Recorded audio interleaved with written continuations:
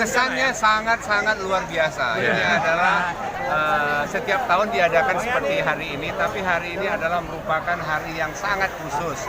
Karena seperti apa yang disampaikan Ketua DPP tadi, sudah ada kesepahaman ya antara dua Aceh Sepakat, dan insya Allah ya ke depan Aceh Sepakat itu hanya satu, ya di antara 1 dan 2. Ini adalah hari yang paling gembira bagi kita semua. Ya, terima kasih. Alhamdulillah perjalanan Maulid berjalan sukses, dan yang paling menggembirakan tadi Pak Gubernur Sumatera Utara, Pak Edi Ramayadi menyampaikan dia juga kegembiraannya karena sesuai harapan kita semua, insya Allah Aceh Sepakat bersatu, hanya satu Aceh Sepakat. Di kapan rencana ini kedua dikelirkan, Pak? Selanjutnya nanti tim yang akan bekerja, tapi kesepakatan kedua belah pihak sudah ada. Alhamdulillah kami pada masyarakat Aceh mengambil sangat gembira. Hidup Aceh Sepakat! Hidup!